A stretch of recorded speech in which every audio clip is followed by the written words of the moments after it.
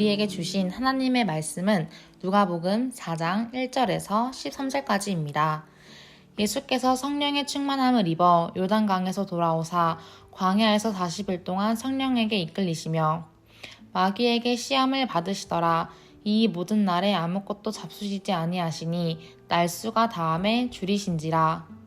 마귀가 이르되 내가 만일 하나님이 아들이여든 이 돌들에게 명하여 떡이 되게 하라. 예수께서 대답하시되 기록된 바 사람이 떡으로만 살 것이 아니라 하였느니라. 마귀가 또 예수를 이끌고 올라가서 순식간에 천하 만국을 보이며 이르되 이 모든 권위와 그 영광을 내가 내게 주리라. 이것은 내게 넘겨준 것이므로 내가 원하는 자에게 주노라. 그러므로 내가 만일 내게 절하면 다 내 것이 되리라. 예수께서 대답하여 이르시되 기록된 바 주 너의 하나님께 경배하고 다만 그를 섬기라 하였느니라.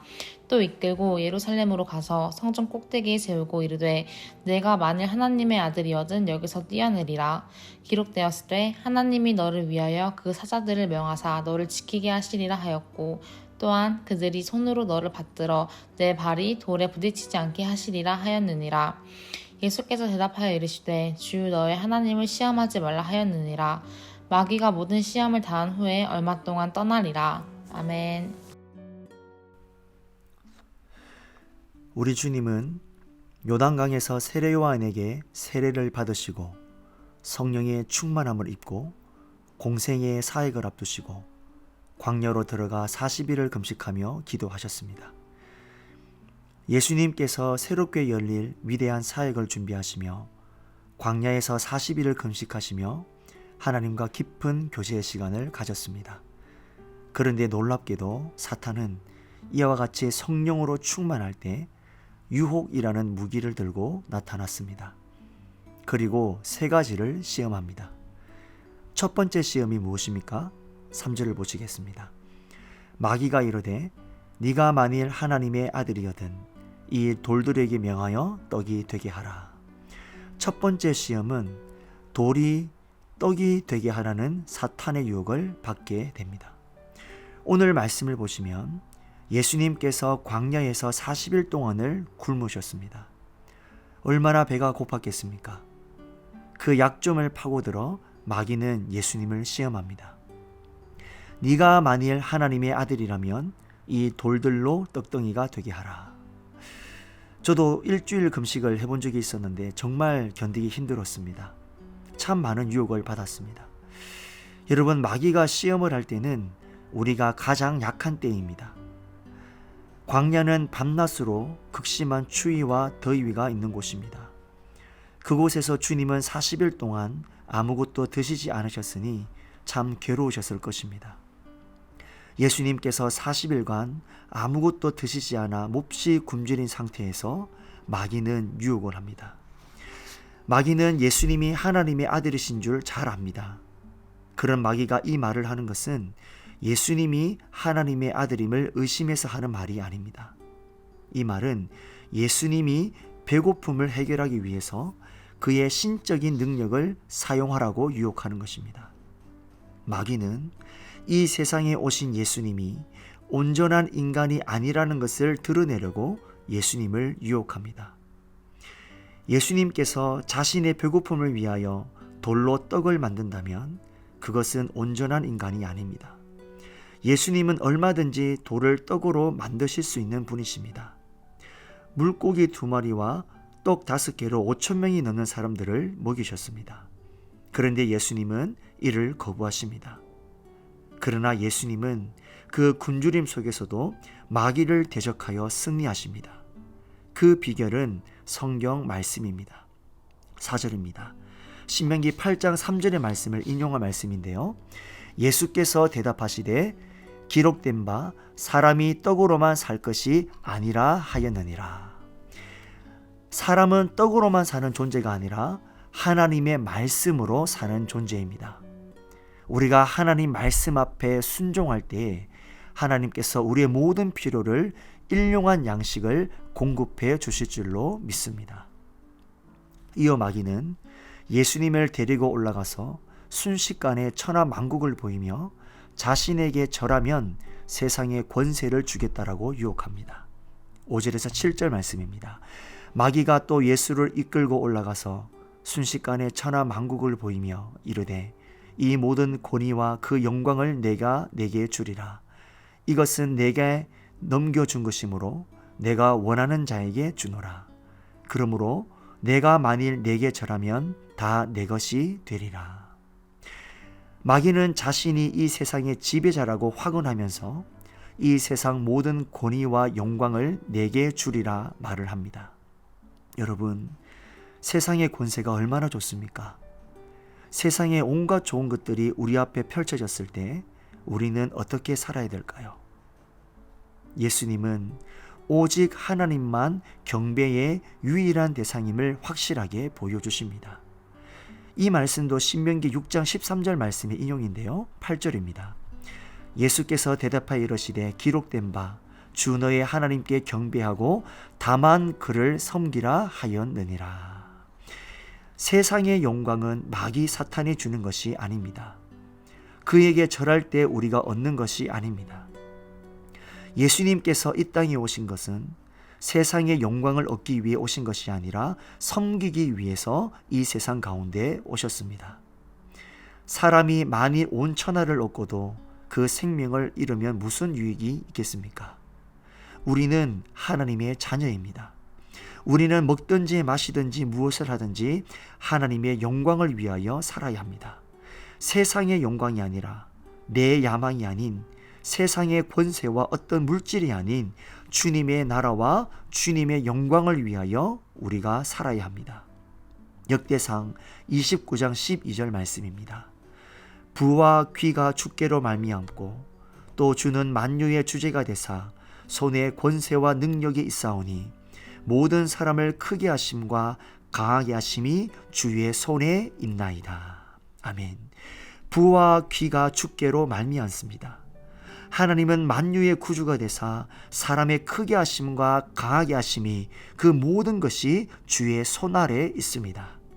오직 하나님만 경배하고 하나님만 섬기는 서문의 모든 성도님들이 되시기를 소망합니다.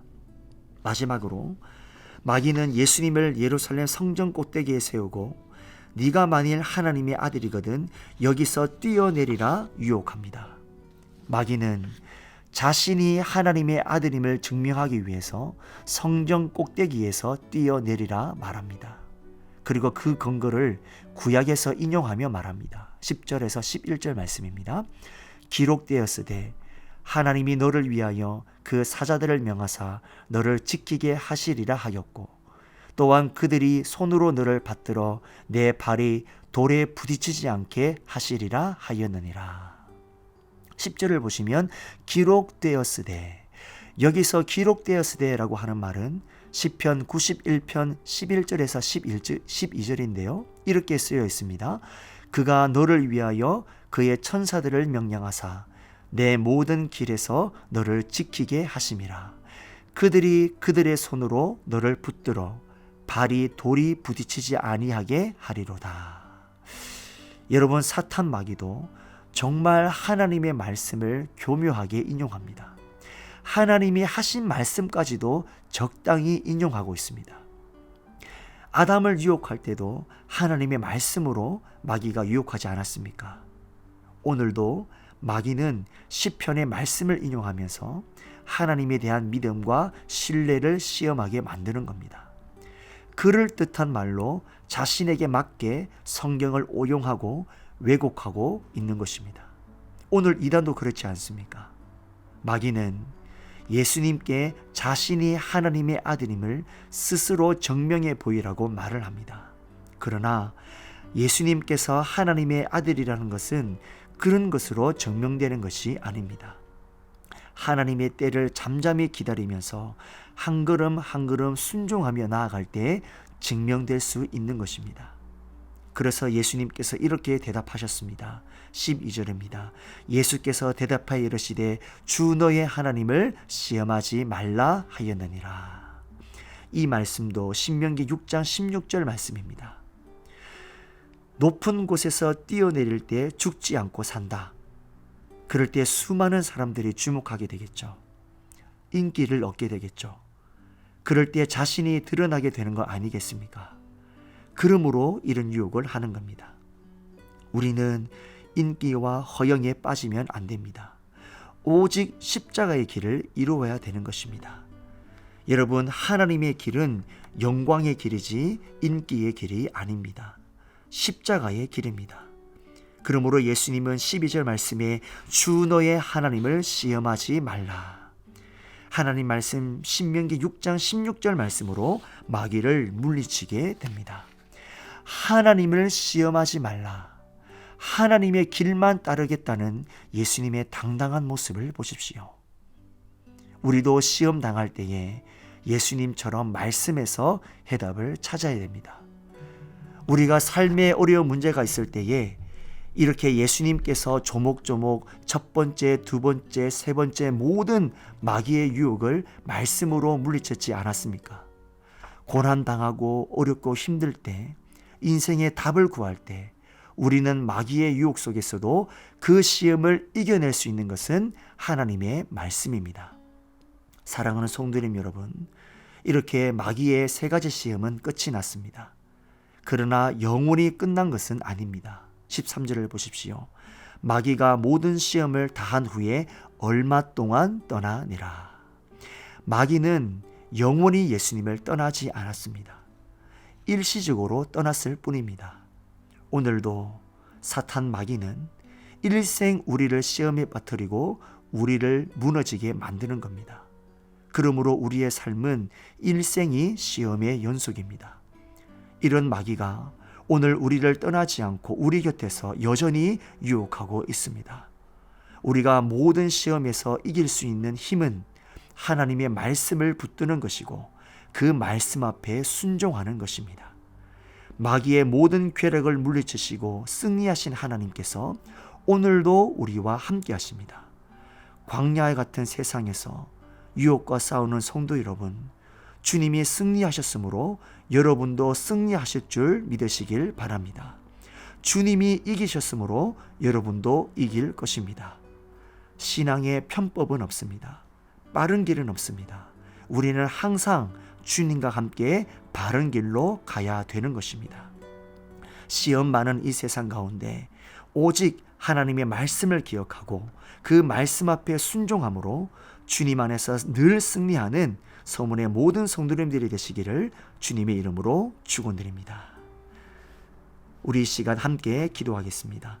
시험 많은 세상 가운데 하나님의 말씀을 기억하고 말씀 앞에 온전히 순종함으로 모든 시험에서 승리하게 하소서.